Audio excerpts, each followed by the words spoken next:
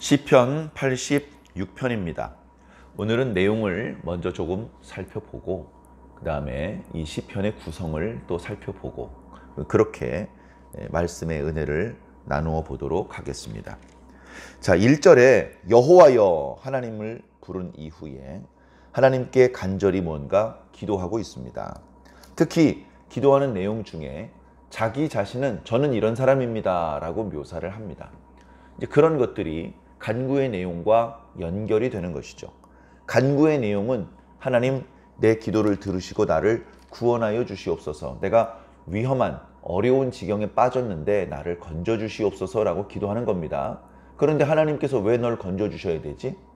그 이유가 자기 자신을 묘사하는 표현 속에 담겨 있습니다. 하나님 왜 저를 구원해 주셔야 되냐 하면요, 저는 가난한 사람이기 때문에 그렇습니다. 자, 가난한 건 자랑이 아니죠. 게을러서 가난한 건 특히 부끄러운 일입니다. 그러나 시편에서 구약 성경에서 보통 가난하다고 하면 정직하기 때문에 또 악인에게 빼앗겼기 때문에 가난해지는 그런 경우들이 많이 있었습니다. 그래서 이 가난하다는 것 자체가 이 사람은 정직한 사람이구나 라는 것을 느낄 수 있는 것이죠. 그 다음에 궁핍하다 마찬가지죠. 2절에 보면 나는 경건합니다 라고 말하고 있습니다. 하나님 저는 경건한 사람입니다. 그러니 내 영혼을 보존해 주시옵소서. 자, 지금 하나님을 찾고 하나님께 기도하는 이 시인은 의인입니다. 하나님을 경외하는 자죠. 그러나 그렇게 하나님을 경외하는 과정에서 그만 어려운 일을 당하고 있습니다. 우리가 어려운 일을 당할 때 그저 내가 게으르고 운이 나쁘고 그런 경우도 물론 있을 수 있겠지만 그보다는 악인들에게 둘러싸여서 괴롭힘을 당하는 경우가 의외로 많이 발생할 수 있는 것입니다. 누가 악인이죠? 악인, 의인 이렇게 대비해서 설명을 드리면 목사님 누가 악인이죠? 이렇게 물어보는 분이 있더라고요. 제가 대답하기가 좀 곤란합니다. 왜냐하면 한 사람이 어떤 순간에는 의인이 될 수도 있고 어떤 순간에는 악인이 될 수 있습니다. 어떤 상황 속에서는 의인이 되어서 하나님 저를 불쌍히 여겨 주시옵소서, 저를 건져 주시옵소서 라고 기도했다가 또 다른 상황에서는 또 다른 의인을 막 괴롭히는 일을 할 수 있기 때문에 그렇습니다. 그래서 우리는 끊임없이 말씀으로 자신을 가다듬어야 됩니다. 의인의 모습이 우리 삶 가운데 나타나야 하고 악인의 모습은 우리들의 삶 가운데에서 지워나가야 되는 것이죠. 자, 하나님 저는 정직하게 살았습니다. 그러다 보니 가난해졌습니다. 궁핍해졌습니다. 그런데 저는 이 가난을 탓하지 않습니다. 계속해서 저는 하나님을 경외하는 경건한 사람으로 살고 싶습니다. 그런데 그러다 보니 고난이 점점 깊어졌습니다. 너무 고통스러워서 제가 하나님께 지금 이렇게 기도하오니 저의 기도를 들어주시고 제 생명을 보존하여 주시옵소서. 2절 뒷부분에는 주여 저는 주님을 의지하는 종입니다. 그러니 저를 구원해 주시옵소서. 주여 내게 은혜를 베풀어 주시옵소서. 내가 하루 종일 주님께 지금 기도하고 있습니다. 그렇게 노래하고 있습니다. 자, 4절부터 보니까요. 주여 내 영혼이 주를 우러러 보오니 주여 내 영혼을 기쁘게 하소서.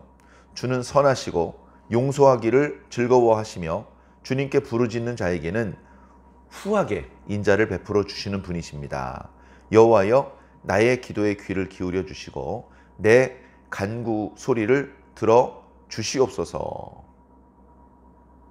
내가 환난 날에 주께 부르짖으리니 주께서 내게 응답하실 것이라고 저는 믿습니다.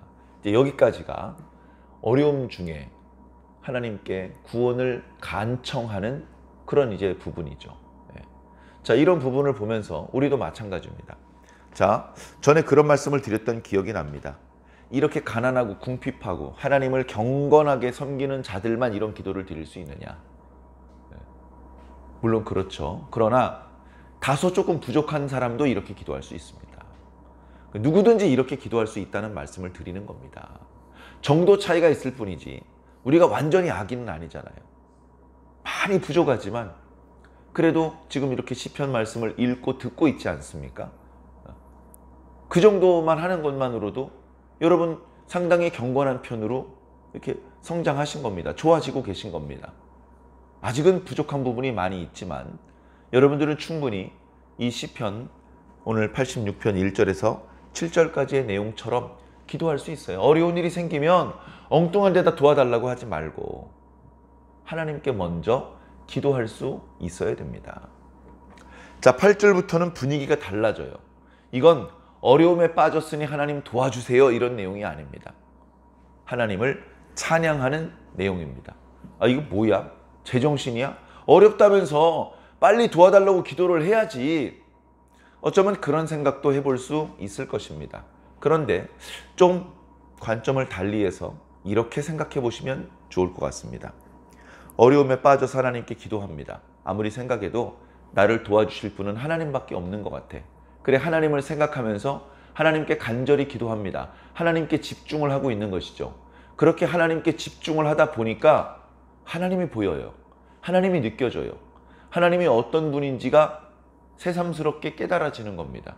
그래서 자신의 어려운 사정을 하나님께 간구하는 상황에서 갑자기 하나님을 찬양하는 내용으로 바뀌는 겁니다.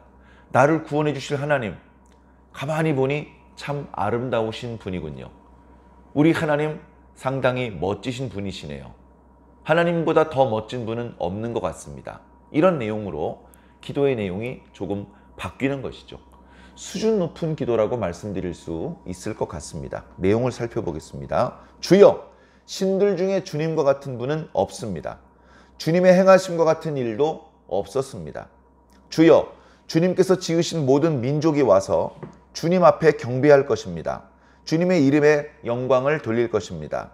10절, 무릇 주는 위대하사 기이한 일들을 행하시오니 오직 주님만이 하나님이십니다. 하나님은 고유명사가 아니죠. 일반 명사입니다. 신이라는 뜻입니다. 그런데 유일신, 오직 한 분이신 신이라는 뜻입니다. 그 신이 누구냐? 그 신이 누구냐? 여호와시라는 거예요. 여호와. 여호와. 어떤 사람은 바알이라고 말을 하고 어떤 사람은 알라라고 말을 할 겁니다. 그게 아니고 여호와시다라고 지금 분명히 말씀합니다. 제가 쭉 보니까 오직 여호와밖에는 이런 분이 없습니다. 비교 불가입니다. 타의 추종을 불허합니다. 하나님이 절대적이시고 압도적이시고 유일하십니다. 자, 11절 이하의 말씀도 여전히 하나님을 찬양하는데 분위기는 또 조금 다릅니다. 여호와여, 주의 도를 내게 가르치시옵소서. 내가 주의 진리에서 행하겠습니다. 일심으로 주의 이름을 경외하게 하소서. 주 나의 하나님이여, 내가 전심으로 주를 찬송하고 영원토록 주의 이름의 영광을 돌리겠습니다. 이는 내게 향하신 주님의 인자하심이 크시기 때문이고 나를 깊은 수월에서 건져내셨기 때문입니다. 무슨 말이죠? 나를 구원하시고 내 기도를 들어주시고 나에게 당신의 도를 가르쳐 주신 분에 대한 감사 찬양의 내용이죠. 그러니까 8, 9, 10절하고는 또 조금 다른 방향에서 하나님을 찬양하고 있습니다. 그러다가 14절에 또 내용이 바뀝니다. 하나님이여, 교만한 자들이 일어나서 나를 치고 있습니다. 포악한 무리들이 내 영혼을 찾고 있습니다. 저 죽이려고 그러고 있어요. 다시 현실로 돌아와서 자신의 어려운 상황을 주님께 말씀드리면서 구원해 주시기를 간구하고 있습니다. 그러나 하나님의 능력과 아름다움을 이미 한번 보았기 때문에 하나님께서 구원해 주실 것에 대한 확신을 가지고 있습니다. 15절, 그러나 주님께서 저를 불쌍히 여기시고 은혜를 베푸시고 노하기를 더디하시고 인자와 진실을 풍성하게 하시는 하나님이시기 때문에 하나님께서 나에게 은혜를 베푸실 줄로 믿습니다. 저에게 구원을 베푸실 줄로 믿고 표적을 보여주실 줄로 믿습니다. 그렇게 되면 저를 괴롭게 하던 자들은 부끄러움을 당할 것입니다. 그리고 최종 결론, 하나님은 저를 도와주시는 분이고 저를 위로하시는 분입니다. 하나님 너무 고마워요. 저는 하나님이 꼭 필요해요. 이런 고백의 내용입니다. 전체적인 시편의 구성을 살펴보면 앞부분에는 하나님을 경외하는 과정에서 발생한 고난의 상황 때문에 하나님을 급히 부르며 하나님께 자신의 기도를 들어달라고 간구하는 내용입니다. 그렇게 하나님께 집중하면서 기도를 하다가 하나님을 발견하고 중간에는 하나님을 찬양하는 내용이 나옵니다. 먼저는 하나님 그 자체의 독보적임, 절대적임을 찬양하고 있고, 그리고 그런 하나님께서 자신을 구원해 주신 것에 대한 감사의 찬양을 올려드리고 있습니다. 그리고 다시 현실로 돌아와서 여전히 자기 주위에 악인들이 자신을 괴롭히는 상황임을 하나님께 기도하면서 하나님께서 자신을 지켜달라고, 보호해달라고, 구원해달라고 기도하고 있습니다.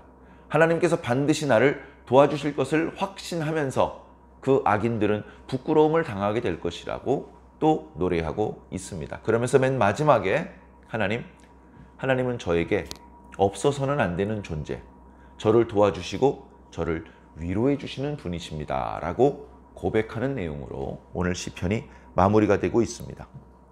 고난 중에 하나님께 올려드리는 간구, 하나님을 찬양하는 내용, 그리고 다시 고난 중에 하나님께 도와달라는 간구의 내용으로 이 시편이 구성되어 있습니다. 그리고 또 특이한 점은 우리가 어저께 묵상했던 시편보다도 더 자주 주님을 부릅니다. 저는 이런 부분이 너무 좋아요. 주님을 불러요. 1절부터 여호와여, 그죠? 3절에 주여, 4절에 주여, 6절에 여호와여, 8절에 주여, 9절에 주여, 11절에 여호와여, 12절에 주 나의 하나님이여, 14절에 여호와여, 15절에 그러나 주여. 계속해서 주님을 부르는 거예요. 얼마나 주님과 친근합니까? 우리도 기도 중에, 일상생활 중에 이렇게 주의 이름을 부르는 자들이 되시기를 부탁을 드립니다. 우리에게 고난이 있을 수 있습니다. 우리가 잘못해서 만나는 고난은 최소화하는 게 좋겠죠. 그러나 우리가 잘하고 있는데도 고난이 올 수 있습니다. 예수 믿으면 복 받는다고 생각을 했는데 고난이 닥칩니다. 그때 목사님께서 말씀하시죠. 예수 믿으면 복 받는 게 아니고 예수 믿으면 구원받는 거예요. 근데 그 과정에서 고난도 있을 수 있습니다. 예수님도 고난을 받으셨고 잘못이 없었던 욥도 고난을 받았습니다. 다윗은 무슨 잘못이 있어가지고 10년 동안 도망 다녔습니까? 네. 베드로는 무슨 잘못을 했길래 십자가에 거꾸로 달렸습니까? 잘못을 했기 때문에 고난을 당한 게 아니고 잘못이 없는데 오히려 하나님 뜻대로 살았기 때문에 고난이 찾아올 수 있습니다. 당황하지 마시고 주님을 향해서 원망하거나 하지 마시고 주님께 기도하시기 바랍니다. 그 과정에서 우리는 하나님을 더 가까이서 볼 수 있고 하나님께 대하여 더 잘 알 수 있습니다. 그 과정이 우리를 성장시킬 것이고 우리를 하나님 나라 더 가깝게 이끌어 줄 것입니다. 그렇게 말씀을 드릴 수 있는 것이죠. 사랑하는 성도 여러분, 오늘 말씀을 통해서도 우리 스스로를 돌아보시고 하나님을 부르며 하나님께 기도하는 자세에서 흐트러지지 않으시기를 예수님 이름으로 간절히 축원합니다. 아멘.